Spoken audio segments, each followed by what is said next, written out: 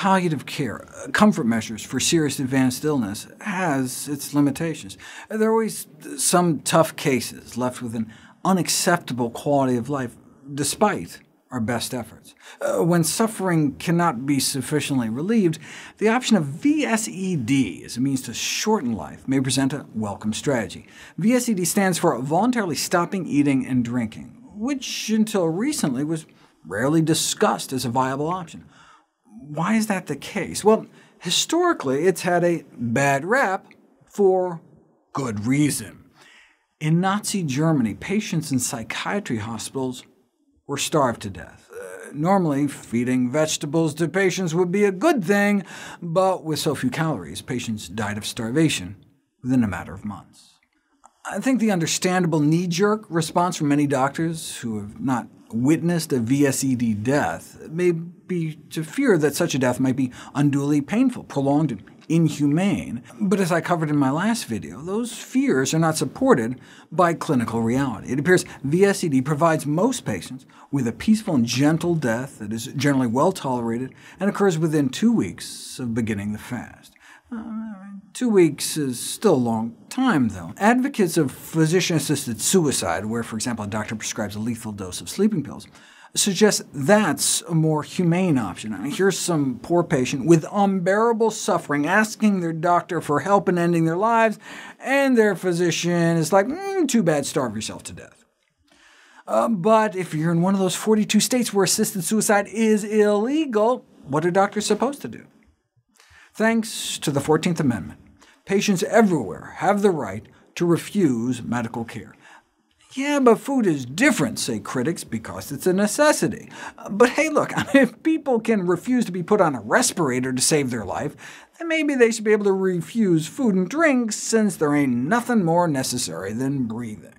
Advocates of VSED point to the fact that doctors need not be involved in the decision as a good thing, but clinician support and management can be critical to provide comfort measures, for example, to manage the associated thirst, which manifests mostly as just dryness in the mouth. We're used to experiencing thirst when we continue to eat, but when both food and fluids are stopped, dehydration manifests mostly as a dry mouth. And you can trick the brain, because there are water receptors in your mouth that tell the brain that thirst is being quenched even before you swallow.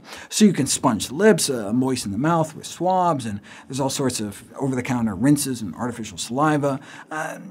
You have to be careful about sips of water or ice chips, though.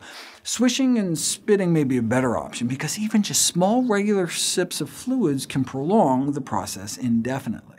Even without excess body fat, people carry around about 150,000 calories worth of stored energy. That's why people can starve themselves sometimes for months. Now, I was surprised by the 2 weeks without water. I thought you died of thirst in just a couple days.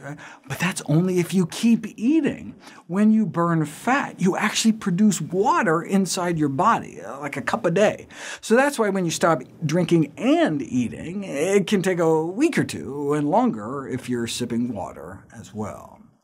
There's some medical side benefits to the dehydration process. You don't have to worry as much about incontinence or catheters or bedpans, or less nausea and vomiting as your digestive secretions dwindle. Less respiratory secretions means less coughing and choking and drowning sensations. Less swelling, which can be a problem with end-stage cancer, and that can relieve pain by taking pressure off the nerves.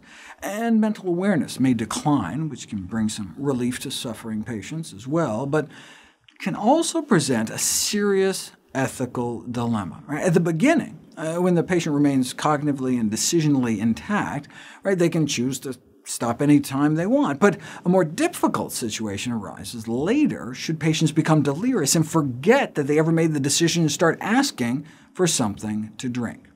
On one hand, it would seem unethical to withhold fluids from a confused, thirsty patient who keeps asking for water. On the other hand, patients may be upset to find out that after they drink and delirium clears, that they find their plan didn't work. And that indeed appears to be what happens. They feel betrayed by their caretakers when they were under strict instruction to not give them food or drink.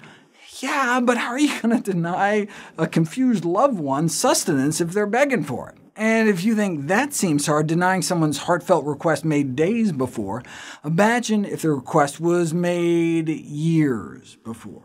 By its very name, voluntarily stopping eating and drinking. Right? How do we apply that to the case of dementia? With no effective therapy for Alzheimer's disease and other progressive dementias on the horizon, many reach the final stage of severe dementia, characterized by complete dependence in all activities of daily living, double incontinence, inability to speak or walk or even recognize family members. And this can go on for many months or even years, which is one of the reasons why people tend to be more afraid of developing dementia than developing cancer. But by then, you may be trapped. You may wish to end your life rather than living on in that state, but when the time comes, you can't because you're in that state. So that's why sometimes people diagnosed with early dementia commit suicide when they still have the ability to do so, but that deprives them of years of life they might have otherwise enjoyed. Therefore, it would be useful to have available a strategy that would definitely prevent living with a severe case of dementia for those that feel that way. Dementia need not be a trap. We can, while we are still of sound mind, write an advanced directive to withhold food and water should you ever reach that state. Unfortunately, most people don't write anything down, and in many cases even tell their spouses about their end-of-life wishes. And even if you do write it down, your wishes may not be granted, which is why groups like End of Life Choices New York have created specific advanced directive documents to specifically address the issue of hand-feeding in those with end-stage dementia. But be sure to think it through, though, right?